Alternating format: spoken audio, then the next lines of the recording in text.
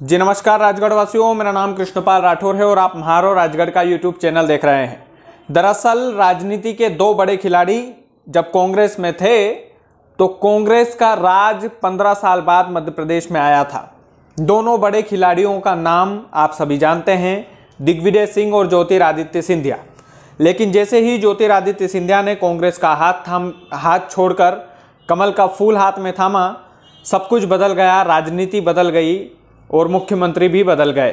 कमलनाथ 1.5 साल तक मुख्यमंत्री रहे, लेकिन इसका बड़ा श्रेय दिग्विजय सिंह को भी जाता है क्योंकि उन्होंने भी मंत्रा का किरदार निभाया था, ऐसा लोग कहते हैं। तो ये दोनों बड़े खिलाड़ी चर्चा में अधिकतर रहते हैं, लेकिन आज हम राजगढ़ वासियों को इस वीडियो में बताने वाले हैं कि क्या राजनीतिक मंच के ये दोनों खिलाड़ी राजगढ़ से चुनाव लड़ेंगे।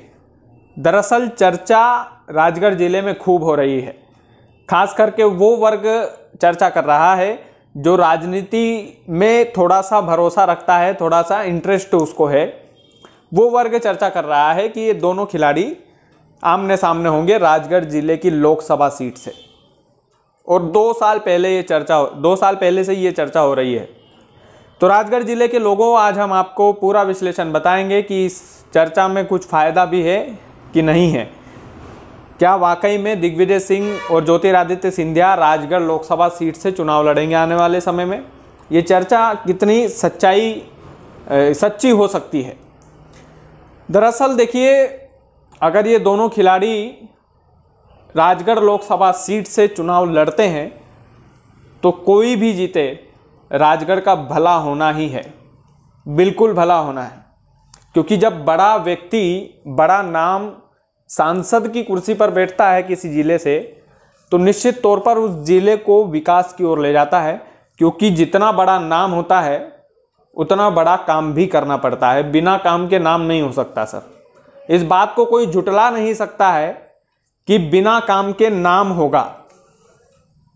अगर ये दोनों लोग राजनीति की दुनिया में या इनके जिले के लिए, इनके क्षेत्र के लिए काम नहीं करते तो इनका कद इतना बड़ा नहीं होता राजनीति की दुनिया में। और अगर ये दोनों राजगढ़ से चुनाव लड़ते हैं तो निश्चित तौर पर राजगढ़ का भला होगा।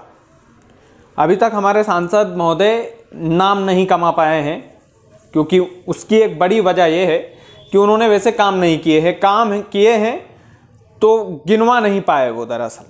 तो ये तमाम सारी चीज़ें रही।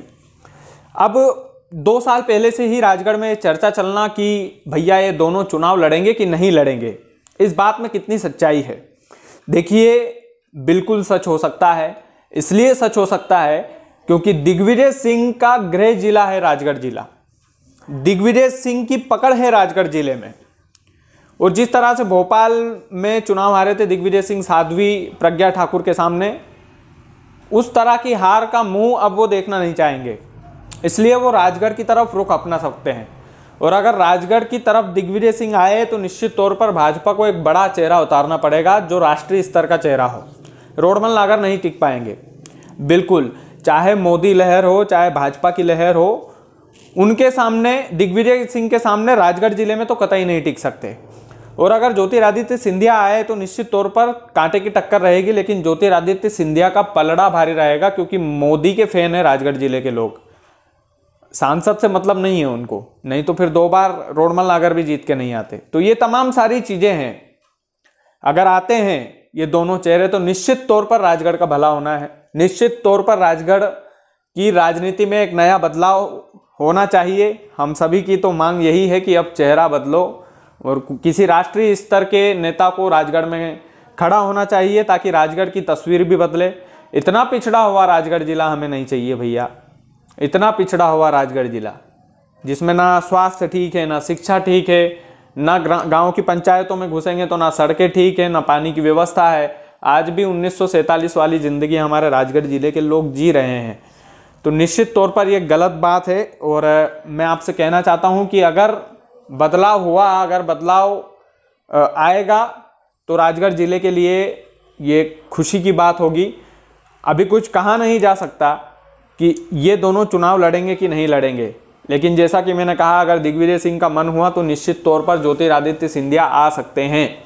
ज्योतिरादित्य सिंधिया लोकसभा का चुनाव राजगढ़ जिले से लड़ सकते हैं अगर दिग्विजय सिंह लड़े तो, क्योंकि मैंने साफ शब्दों में बोल दिया कि रोडमल नागर नहीं टिक पाएंगे अगर यहाँ पर दिग्विजय सिंह आ गए तो। ये तमाम सारी चीज़ें हैं, बाकी राजगढ़ वालों पर छोड़ते हैं। काफ़ी दिनों में वीडियो बनाया है, उसके लिए क्षमा चाहते हैं। अब डेली रूटीन की खबरें जो इंटरेस्टिंग होगी उसका एनालिसिस, विश्लेषण, सभी जानकारियाँ उसी तरह से हम आपको देते रहेंगे। उसी एक्टिवनेस के साथ वापस से फील्ड पर उतरेंगे जैसे पहले उतरे थे। तो ये तमाम सारी चीज़ें हैं।